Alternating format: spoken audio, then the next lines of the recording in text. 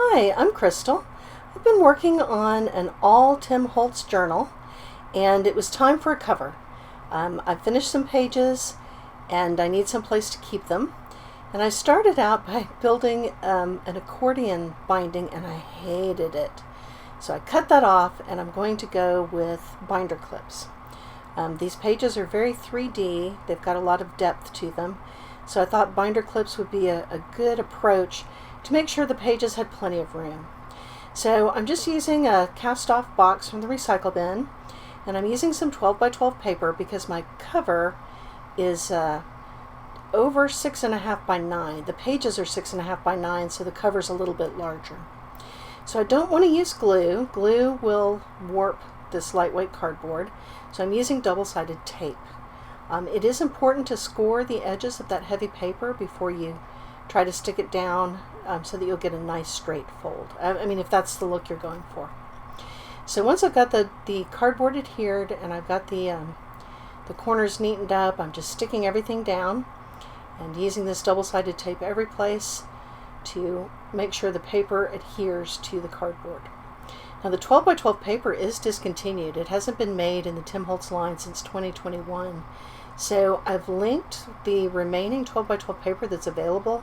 If that's something that interests you, you probably want to pick that up while it's still a choice. So I am using glue to stick down the corners.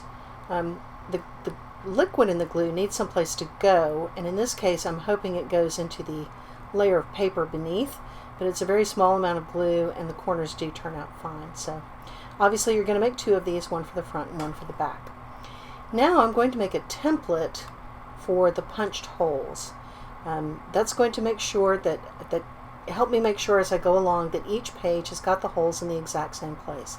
So I've just taken a scrap of cardboard left over from cutting down that box, and I'm carefully marking where I want the holes using my ruler. And I'm marking that left to right and top to bottom because I want to make sure that the holes are even across the page. So once I've got my spots marked, I'm going to use my crocodile to punch out the holes, and then on each page and the cover I'm going to mark through the template and then use the crocodile to punch the holes. Very straightforward, very easy binding method. And I am starting out with 2-inch binder rings, and they look kind of comically oversized right now, but I only have 4 pages and they're going to be about 3 times as many when I get done.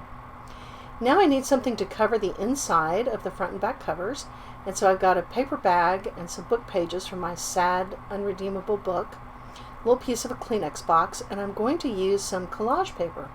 So this is basically a printed tissue paper. It's got designs on it, and I'm going to use a decal edge ruler. Obviously you don't need a decal edge ruler to do this, but if you have any interest in a decal edge ruler, there are many manufacturers. These are easy to find.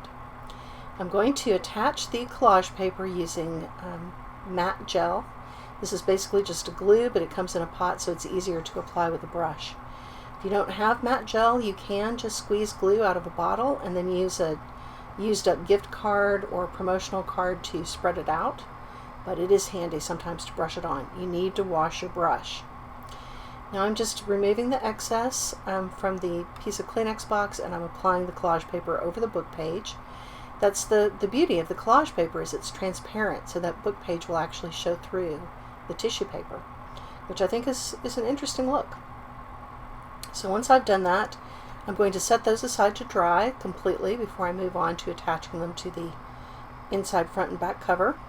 Using a little sanding block to just get the edges of that Kleenex box clear. And I'm going to emboss some Ideology metallic Kraft stock and this collage paper piece of Kleenex box.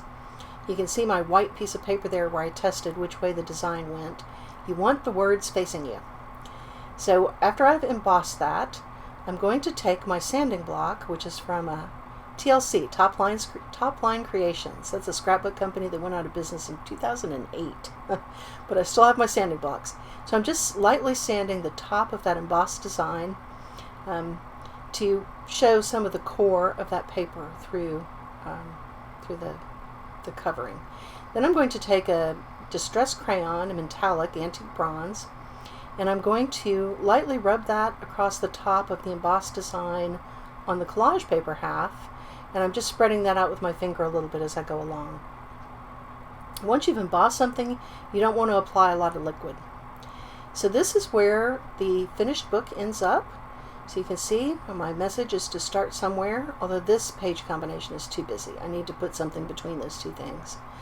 Then I've got a little bit of clear that I added for my overhanging flowers on that spread. And then my party starts at 9:05 per Betty Little. And that's where I am. So thank you for joining me today.